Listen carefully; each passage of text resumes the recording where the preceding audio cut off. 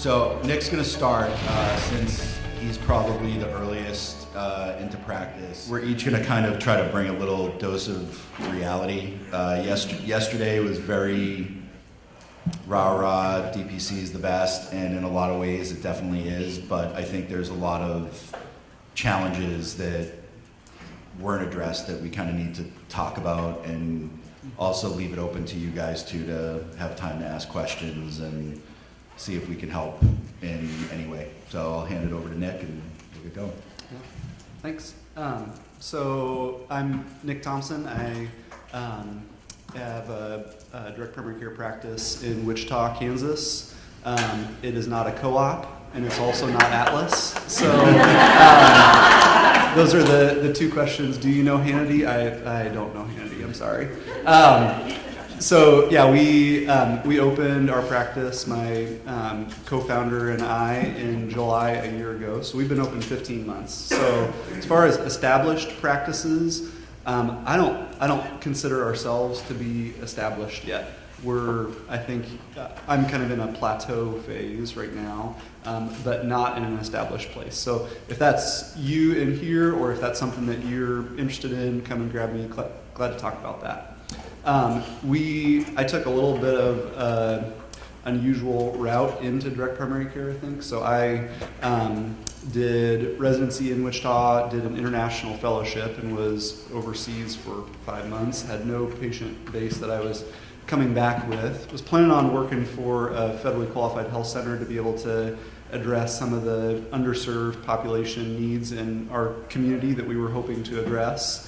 Had 8 doctors, myself included, that we were bringing to an FQHC, and you'd think, so 8 physicians that are going to do OB, going to do inpatient medicine, we do endoscopy, we see patients in the clinic, we're living in the area where we're trying to take care of these patients, and the FQHC couldn't figure it out.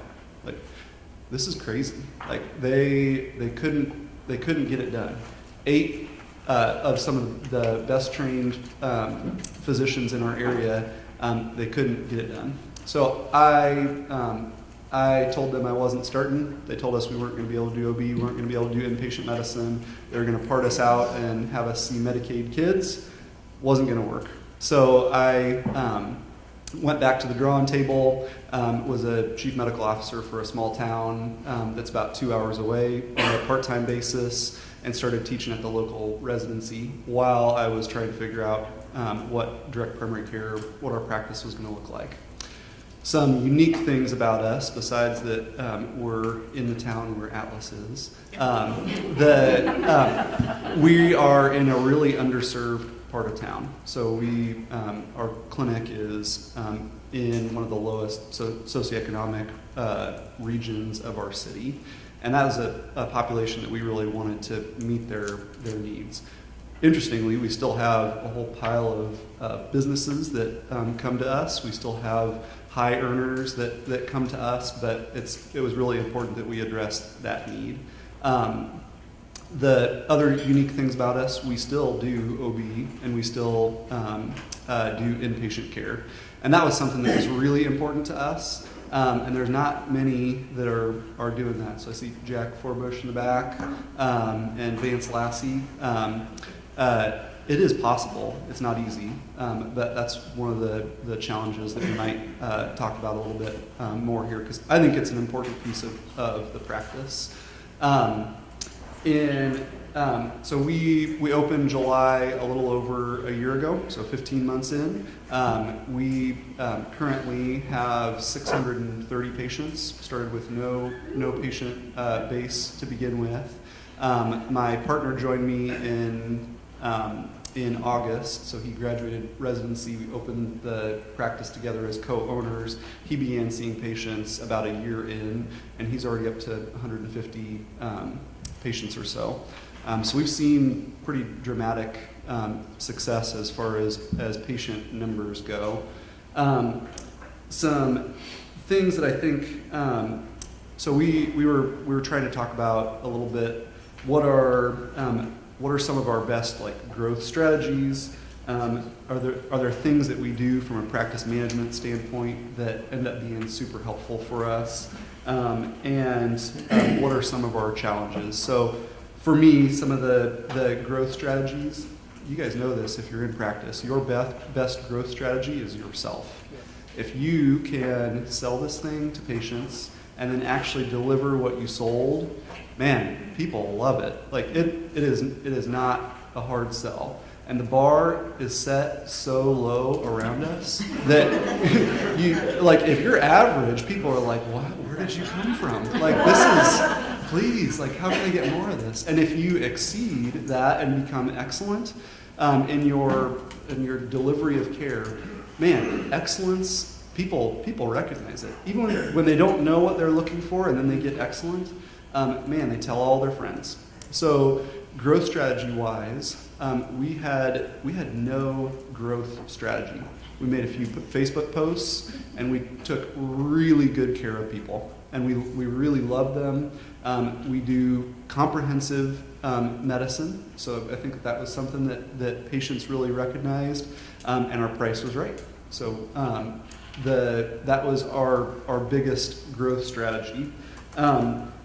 Some little details that I think were important in our growth as well. They weren't the main things, but my wife was my nurse for the first 6 months that we were open. We had our 2-month-old with us for the first 6 months every day at our practice.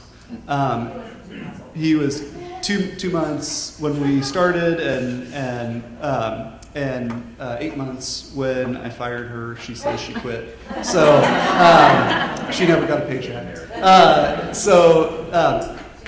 That, I think that was something that was super endearing to our patients, that we had. This is a family atmosphere. This is a real life experience. This is somebody who has that is making this work for the benefit of our patients.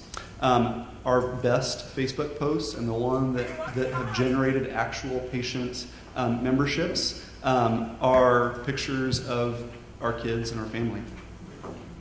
If you're willing to put your family out there a little bit and involve them in your practice, man, patients just really eat that stuff up. And I think they want a physician who has something more to them than just a face and a computer. And if you can deliver that, man, that's a huge, I think, growth strategy, and something where if you're kind of stalling, think about including people in some of your family and your personal life in some ways. If that's okay with you. That's something that we think is important. As far as a couple other just thoughts that I think have helped with us. So I don't know.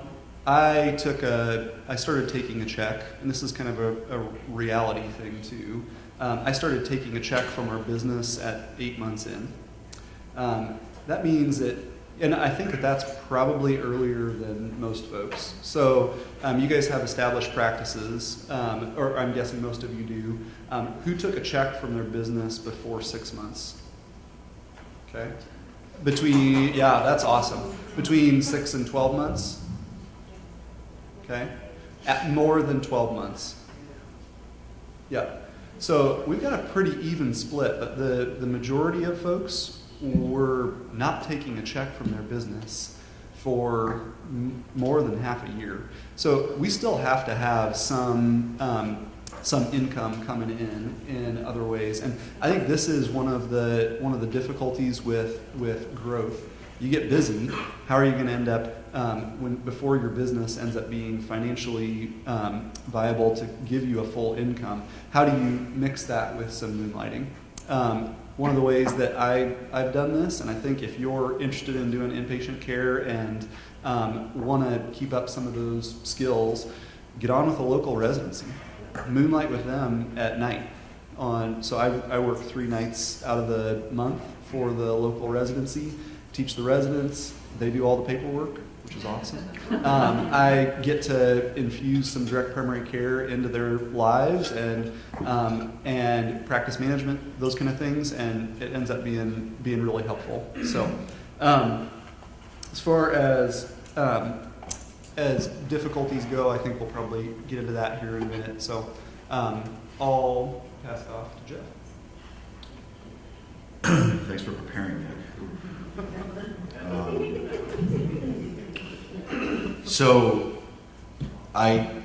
It took me about 2.5 years probably to get where he is, and that's probably because I'm in Massachusetts, or it could just be me.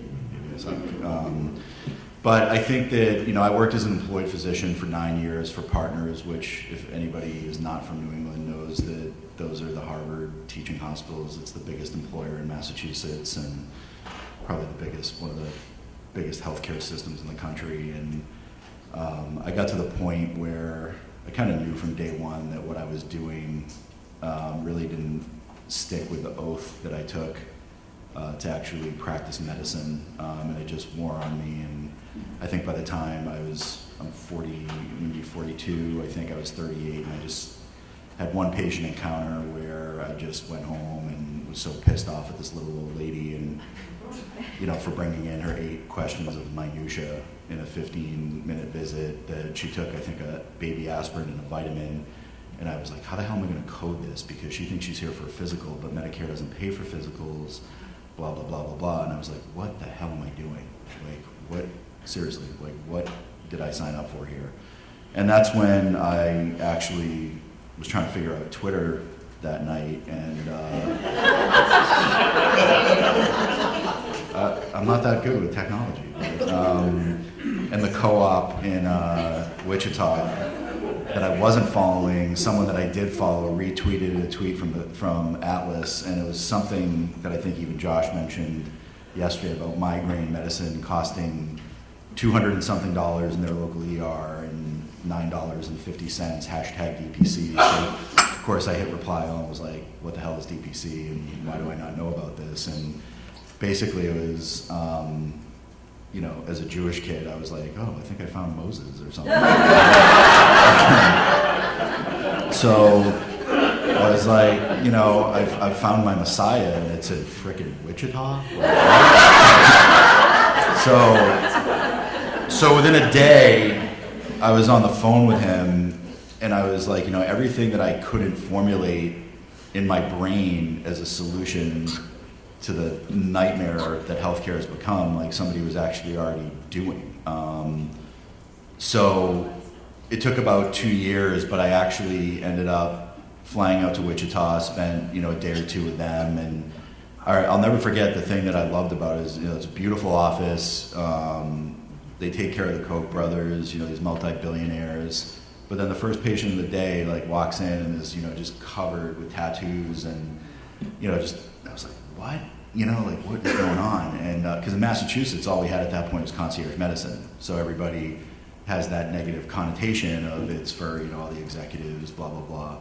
So I was like, what is going on? And Josh was like, Kansas wasn't a Medicaid expansion state, and there's a lot of people who are looking at DPC, and Kansas is the savior. And this guy owned his own bike shop, doing motorbike repairs, and was paying $50 a month for unlimited high quality primary care, and I think that's what really just sold me. So like a moron, I decided to put a presentation to bring to my old employer, thinking that there was a possibility that I would be able to maybe do a pilot with Partners or something, because I really didn't want to take the financial risk with 2 kids at home of having to go do this on my own. So I figured, hey, I had a panel of 2,500 patients.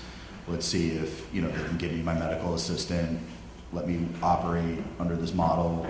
Partners is a huge self-employed corporation. Maybe they could give me 400 or 500 of their most complicated patients to because of course you have to show data, right, that we work, just like they did with the ACA and ACOs, but never mind. So I think that I was trying to do something that I just knew probably deep down wasn't going to work, and I knew that I was probably going to have to do this on my own, and I ended up doing it. And my story is a little different because one of my patients comes down to Naples, Florida for the winter, and uses a real concierge, $4 grand a year down here, and he sees me when I'm when he's up in Marblehead in Mass, and he looked at me one day and he's like, "You look miserable."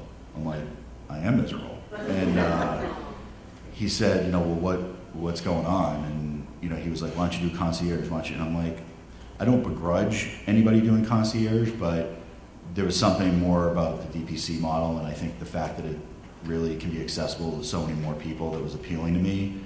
So he's like, "I've never heard of it," but he's like, "I'm leaving for Florida, send me a bunch of stuff and on email and I'll read about it." So I sent him all the articles that I had read, through Forbes and the DPC Journal and all that stuff. And he came back in the spring and basically was like, "Do you still want to do this?" And I said, "Yeah." And he's like, "Well, I'll have my assistant help you with the budget, and if you want, I'm going to loan you the money. Just, take care of my family." And basically, it's the closest thing you could probably get to a gift. I mean, when you look, I had a family friend who's an attorney look it over, and he was like, "Jeff," he's like, "honestly, if I tried to get this for a client, they'd laugh me out of the room." So he was like, "Sign the paper." I mean, he didn't want any of my assets or anything, and the payback, it was a line of credit. And because I had to go and build a new space, I had to, he still gets confused sometimes, I think, of the difference between concierge and DPC, because he's like, "You need high-end everything." I'm like,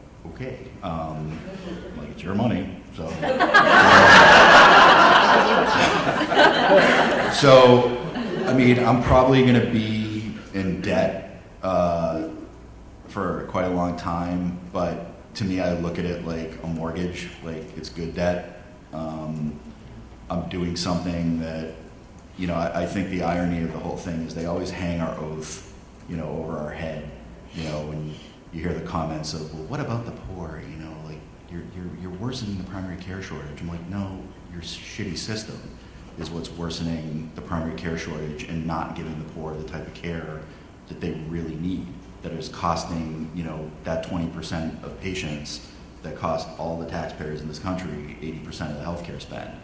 So I'm like, no, we can do this if you work with us instead of against us. So they hold this oath over our head, but meanwhile, I'm like, what is coding and billing and all the crap you're making us do have anything to do with the oath I took? Like, it has nothing to do with it. So, I just decided, like, enough was enough, and I'm going to do this. But I think that the stuff that I would say is successful is really, to echo what Nick said, is I think you just keep it simple and do everything that the system is not doing. Just do the opposite. Like, seriously. I mean, it's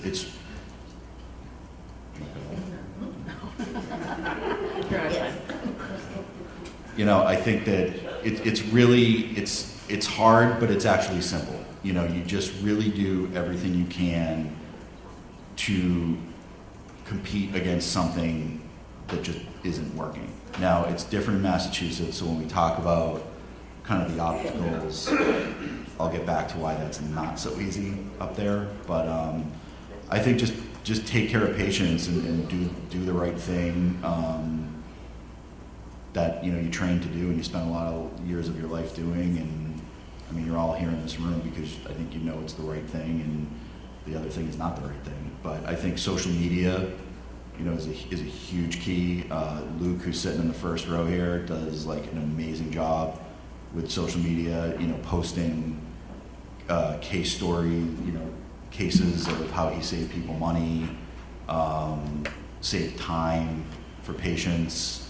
I agree with Nick, about the family stuff. I think obviously you have to keep boundaries to some degree, but I think giving the feel that you're actually a true family practice really goes a long way with people. Like sometimes, like I'll even have my dog in the office. I Netflix for kids, so the kids come in and my kids can come in and watch TV. I mean, we try to make it as homey as possible instead of this sterile environment that people are so used to, like a Ford assembly line. So with that, those are the two big things I would say is social media and just be yourself. I'll turn it over to Lisa. So she's the oldest of all of us, so she probably has the most experience. And then we'll come back and we'll talk about some of the obstacles and challenges.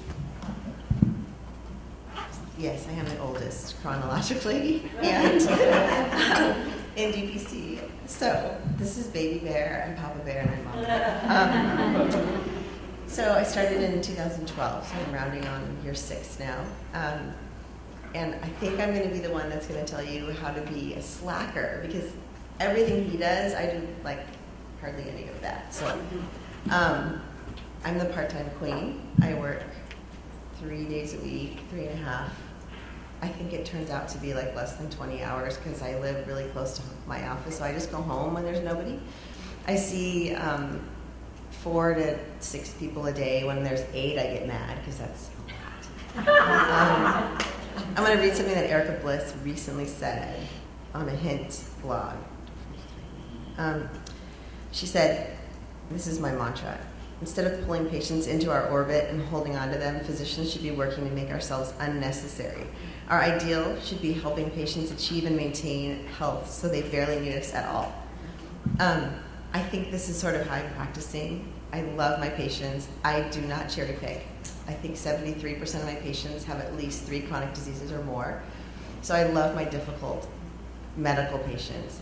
I don't put up with neuroses in my practice. I don't let people come and somaticize. They do, they try, but I'm gonna immediately call them out on their shit. And if it's psych, we're gonna talk psych. I'm not gonna order tests when I don't need to order tests. So I'm huge on boundaries. I think my balance is pretty good. I agree with these guys. You put your family out there, you hug your patients, they're your friends, but they don't call you after hours. They know when you're in the office, they respect your time away. You need to sort of groom your practice like a bonsai tree. And this is how I choose to practice my way. Everybody's gonna practice differently. And some people are gonna think that I'm a total slacker and I'm lazy. And you know, like I am, because look at who I'm next to. So that's what I want. I'm in my last 10 years of practice. I want to have a nice, comfortable life. And my kids are leaving for college in 3 and 7 years. So I want to be there for them. So I'm big on boundaries. I do fire patients. I know that's controversial. About once a year, I think it's really nice to trim some of those branches, because still, you guys have all been out in DPC now. You still have those patients on your schedule that you see their name and they suck the life out of you. They text you, they suck the life out of you. Still. If you try and you're upfront with them, and I try with them to teach them how to be appropriate. If they're not going to be appropriate, I'm not going to take care of them, and that's okay. It's okay to do that if you want to have a good life. And we've all said everything's hung on our oath. And what about us? Like, what about our mental health? That's what's big for me, is we have a right to have a life too. So I don't text with my patients. I just got rid of call. So I have all kinds of resources on my website you can look for. I'm in Metro Denver. We have resources galore. I hardly ever got called after hours anyway, so nobody's gonna notice that I got rid of call. The babies, like the mother of babies and my seniors, they have my cell phone. So guess what? They don't ever call it though. So I'll call right now. There's nobody calling me. They can email me. I have 95% of my patients trained on my portal. They use the email portal. I tell them I hate the phone. They know I hate the phone, so they'll email me and they'll get a response quicker. One thing I like to tell noobs is when you start, it's so much easier to add value in than to take things away. So I've mentored a few people that were like, I'm going to do texting, they're going to have my cell phone, I'm going to be available 24/7, and they're exhausted by month 6. How many of you are sort of wishing that they hadn't offered something initially and they wish they could take it away? Okay.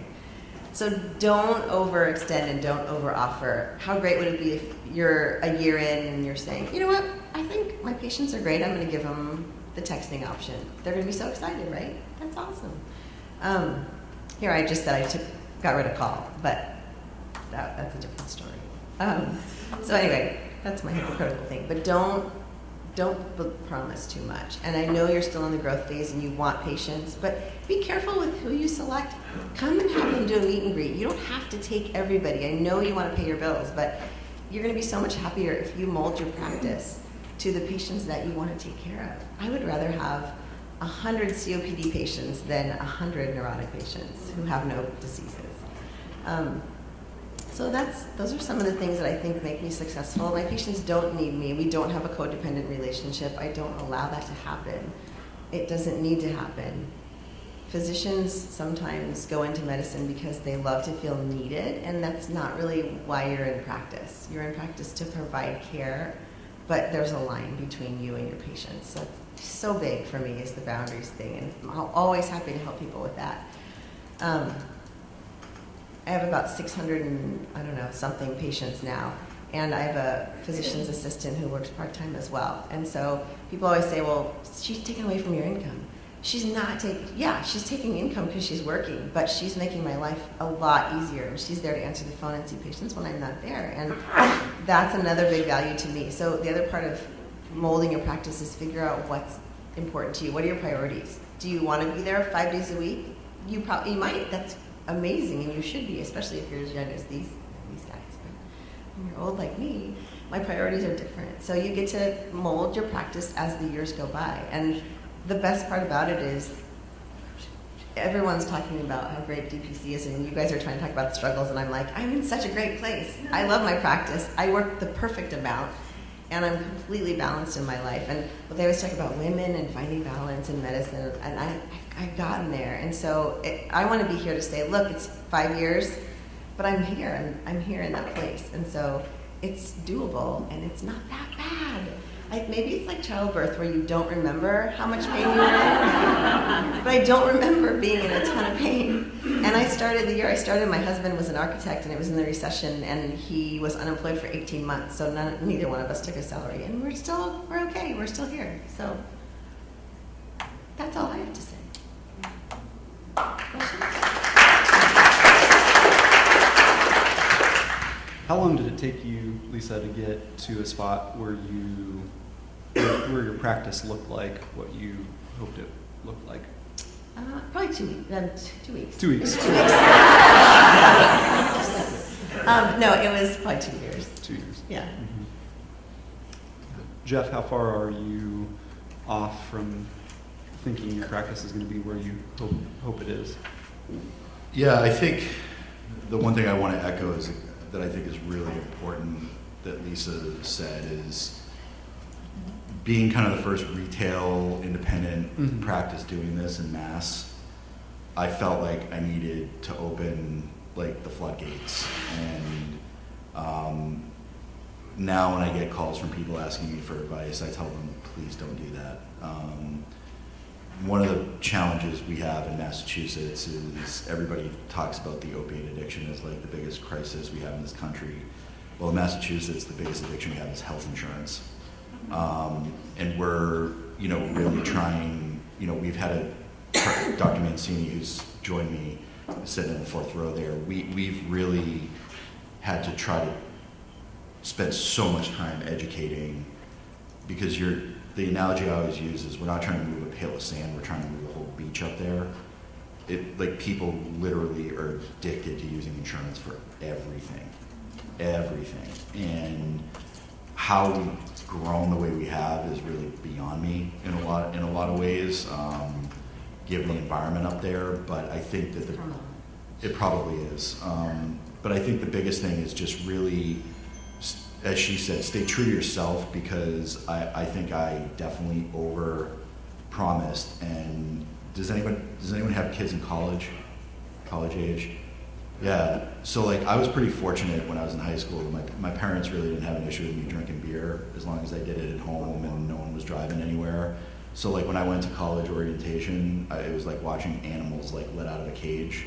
And that's the analogy I use with the DPC patients in Mass. It was literally like animals let out of a cage, texting nonstop. Most of them, when they realize I'm responsive and I'm going to be there, really chilled out. But no matter what you do, you're always going to have that handful of people. Whenever you're in a customer service industry and you deal with people, you're going to have that. I call them hoovers. They're like vacuums, like she said. They suck the life right out of you. And they can be 8% of your patients, but seem like 80. And I think where I'm at the point now is that we're a little more comfortable with trimming the fat. And Doug Ferrago, who obviously, is like a celebrity now after his talk yesterday, took him, like 10 years of writing books, but I think yesterday finally like threw him over the edge. He has a great thing. It's me. It's not you. It's me. I'm not living up. You kind of get that passive aggressive. I'm not meeting your needs. This, I don't think this is the right practice for you. Like clearly, and then you fall on the sword and say, you're better off. The insurance-based practice is a mile up the road. I think you'd be better off in the system, and you take it on you, and you start trimming the fat. But my advice here is don't let the fat get fat. Keep from day one, really set your boundaries of what you're willing to do and what you're not willing to do, and make that very, very clear to people, because even the most intelligent people, it's like talking to 2-year-olds. Like you have to set the boundaries, because a lot of them, you give them an inch, they'll take a mile. And as she said, your health is important too, because if you're not healthy, you can't take care of them. So, questions? Let's open it up. I think that Hold on just a second, I'll come to you. just, I think real quick again, I think but maybe Lisa could say, how do you go about, letting a patient go? How do you, I've been fortunate, I've set fairly good boundaries, but I'm now getting where I've got a couple people who, I'm thinking about maybe this isn't really a great relationship. And, and some of it's like you said, they're overutilizing. One lady is seeing me every 2 weeks, and, she really doesn't need to. And I've tried to push her out, but we're kind of like, well, if you don't think you need to see me. So, how does that, can you give us a picture of a conversation? Absolutely, yeah. So usually I try really hard to keep people, I don't just say, oh, I don't like your shirt today, so you're fired. I don't want to come off as being callous like that. I work with people a lot, and so if somebody like that were coming in every 2 weeks, I'd say, you come in a little bit more often than my other patients do, and is there something that you're anxious about? Is there something that we should talk about? Because I want to empower you to take care of your own health, and what are you afraid of? So I do a lot of that psych stuff. Some people don't have the insight, they don't have the light bulb turn on, and that's when I say I can't do it anymore. So obviously, in my state, we have to send a certified letter that discharges them formally. You can either send that generic one that says nothing, because you never have to tell a patient why you're letting them go. Or you can, I like we'll call it the Doug approach, is, look, I try to be a good doctor to everybody, but I feel like I'm not meeting your needs. And the meeting your needs phrase is great. And then give them, several references on where else they can go if they want another DPC practice, but I don't necessarily want to send a dysfunctional patient to my friends. So there are a few other practices I could probably think of. But County Medical Society. Absolutely. So I'm not going to send them to a colleague. Yeah, that works really well as the County Medical Society works. But send the letter. Don't do a call. I think it's not legal anyway. You can call them, but then you get into this weird dynamic, and you don't need to do it. And you also don't need to feel guilty. There's no guilt that needs to happen. It's their issues, and they need to take their issues and go somewhere else if you're not helping them anyway. So, hope that helps. I think we forget that they can leave us at the drop of a hat, and we have all this guilt about leaving them. Yeah, Amy's right. And I think you gotta have to put that in perspective. They can turn and say, hey, I'm done tomorrow, and we don't even ask a question, or maybe we might, but usually we're like, okay, cool. But I think we forget that we have every right to, that's a mutual relationship, not just one way. Exactly. Right? And don't take it personally, because I know in the beginning you're like, oh my God, I did all this stuff for this patient. I bent over backwards, and this bastard they just up and left me. Don't worry about it. Those are the ones that usually leave. Yeah. Honestly, it's like the people that you bend over backwards for that you're like, are you kidding me?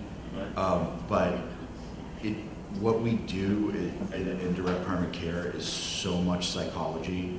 I mean, when you think about it, whether you're trying to motivate somebody to change their behavior with diabetes or smoking or whatever, it really is like, I forget who said it yesterday about, I think it was Julie, that like we are probably the best trained negotiators of like anybody, because really, all I care about is they can be needy, and that doesn't bother me, as long as they're appreciative of what we're doing.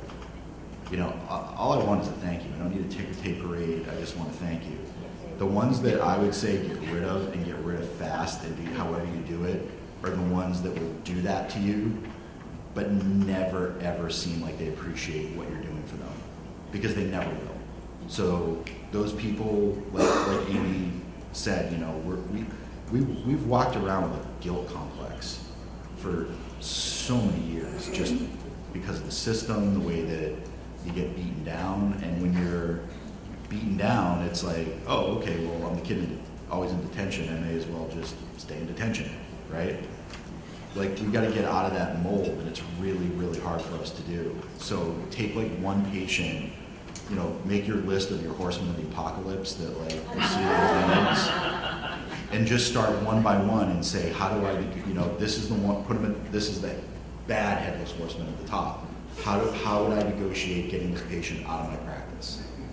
And start there. Challenge everybody to do one patient this month. I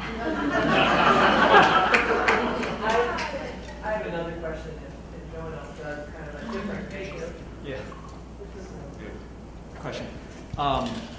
Nick, you mentioned working at the residency. Are you opted out of Medicare? Because I know my residency will not, they won't allow me because they can't bill under Medicare. Yeah, I'm not opted out of Medicare, and that was one of the benefits for me of being able to remain teaching.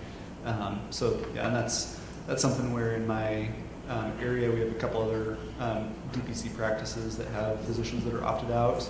My partner will probably opt out sooner than I will, just because I still continue to like teaching. But I think looking for those unique moonlighting opportunities, you know, whether that's hospice or some of the inpatient care, those kind of things, ends up being helpful.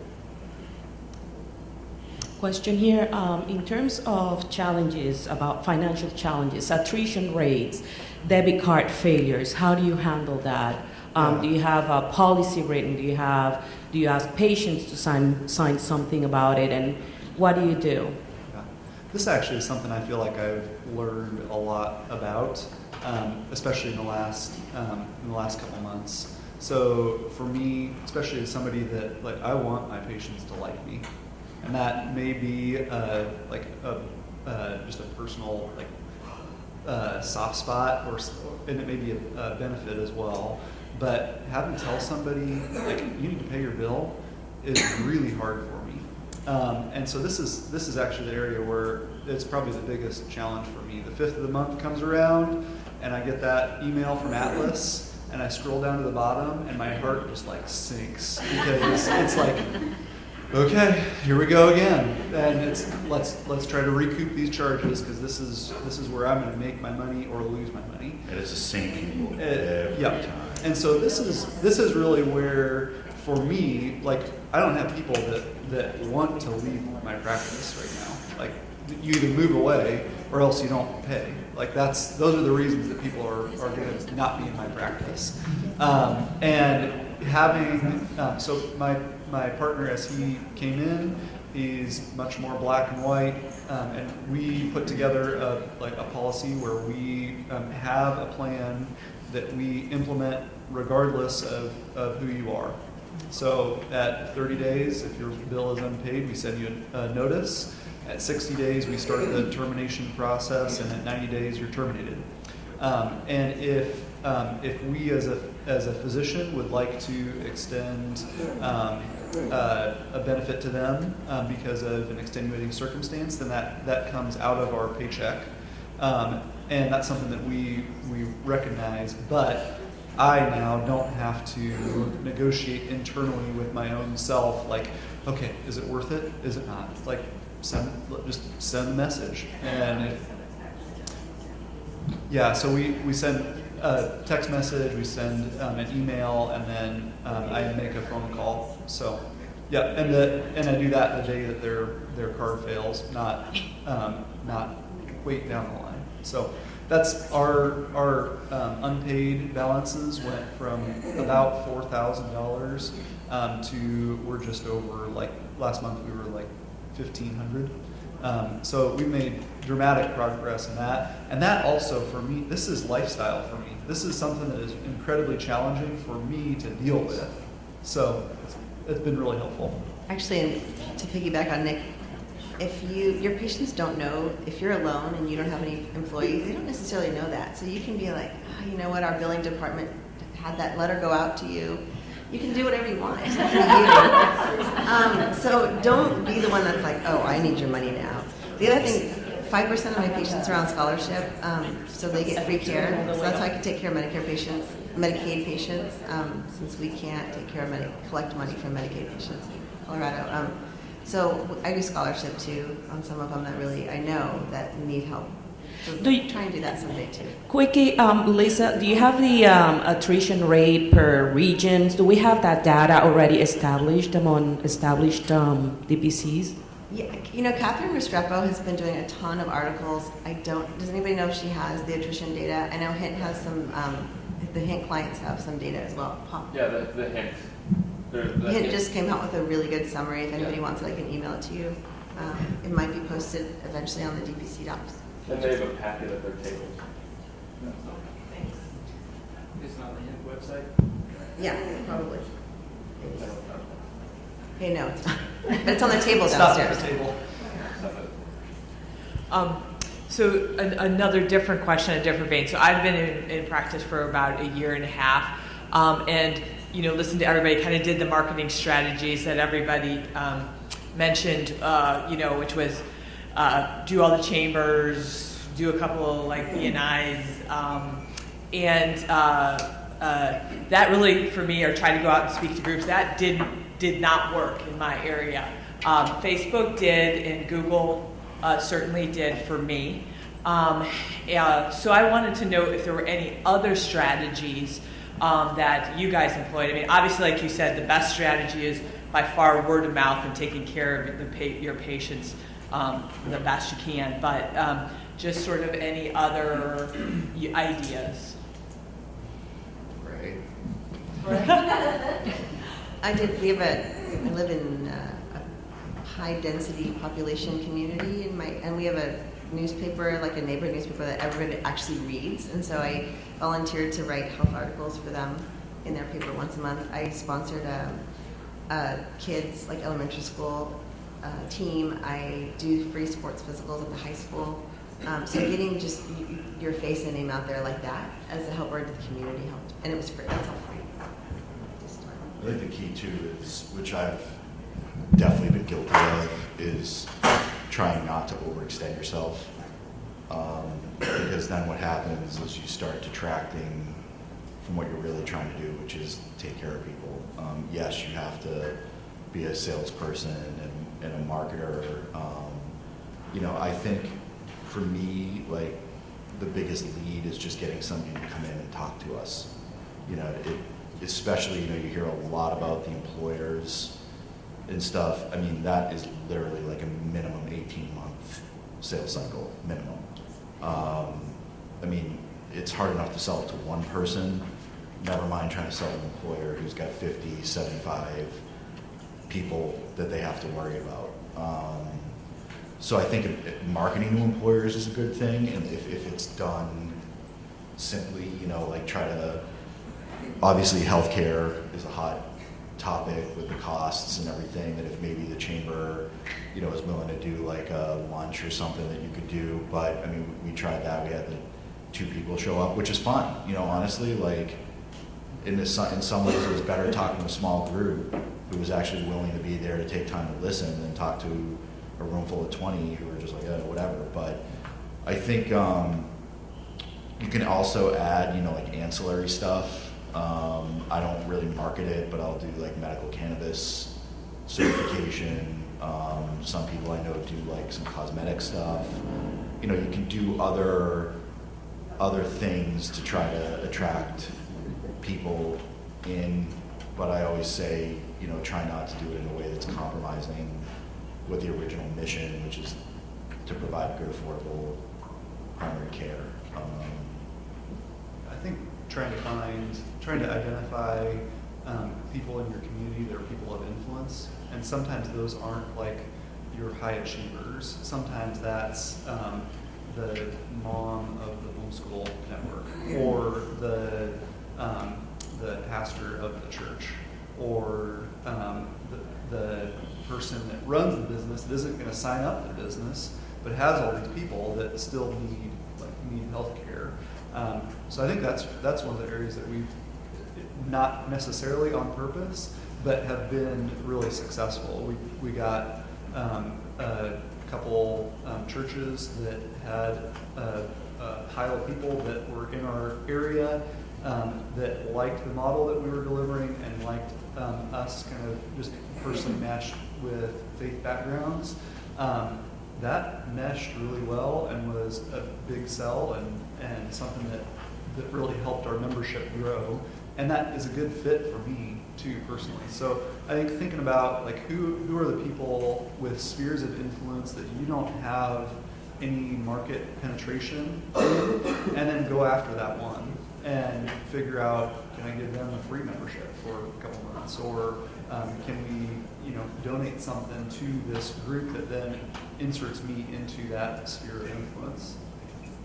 Chad? Less of a question, more of a suggestion. I don't know if Josh is here. I was kind of looking around to see him because Nick, I'm right there with you. Every time I get that it just rips my heart out. Like, oh God, $2,000 from unpaid. And I was thinking, because they send the Atlas at least specifically sends an initial letter out saying, hey, you failed. But it would seem very easy to automate essentially a collections process of a step where they get the first reminder. If that doesn't work, then they have a cajoling letter. And if that doesn't work, maybe kind of a little more threatening letter. And then finally, it dumps to an actual person who can assess going, hey, this is going to be like the next step is collections. Do you want to send this person or not? That would seem like that'd be incredibly easy to automate and would handle a lot of the human aspect. And again, I don't know if Josh is here or not. But yeah, I think that, and this is something, with our practice, we've even debated, now that my partner is seeing patients in our practice, we debated doing collections for each other. And that way, my business partner manages them, and I can worry about being their physician and taking care of their medical issues and not having to feel this compromised give and take. And then when the day comes where, okay, are we ready to dismiss this person, or are we going to write him off, or are we going to give them a 3-month, waiver, those kind of things?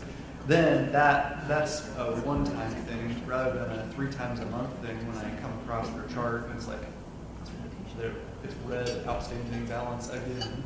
So, I think some of those things, like, this is why you need every week business meeting. Even if you're by yourself, like, you have to have your own, you have to have your business meeting with yourself.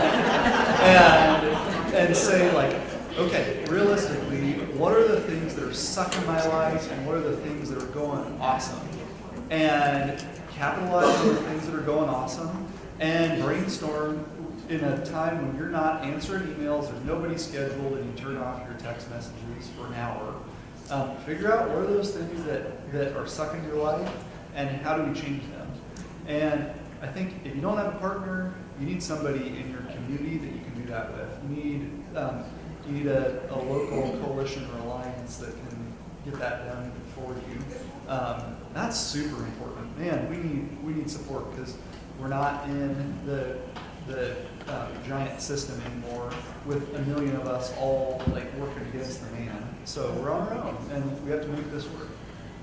I know there's another question out there, but the one other thing I wanted to add to, as far as market penetration and getting people aligned with you that can really help. We've been really fortunate, especially if you're in an insurance addicted area like we are. Find a broker who is not the typical broker, but somebody that actually understands the value and how screwed up this system is and can really align both, I mean, for example, you know, this is stuff that wasn't talked about yesterday, but on the individual family market in Massachusetts, there are no more PPOs. So the only insurance offering are HMO plans, which means that they're going to pay us money to have another hoop to jump through if they have to get a referral to a specialist. So they need to keep an in-network PCP, and it's just a nightmare to navigate. And I think having a broker that is on your side and understands what you're trying to do can be a huge, huge value add. George Clausen, who we've worked a lot with in Massachusetts, actually has a website, My DPC Friendly Broker, I think is what it is. His last name, I'll spell it, he's South African, he's kind of a kook, but he's a great guy, is CLAASSEN. And he's done a lot of like the grunt work for us, you know, in terms of approaching employers that are clients of his and that type of stuff. So that's just another thing that I think is another key point that we didn't. What's the website? I think it's called mydpcfriendlybroker.com, I believe. And he's willing to help, even though he's based up with us. I mean, he's willing to help people from all over. Glad you got that segue note, Jeff, because that's what I was going to ask you.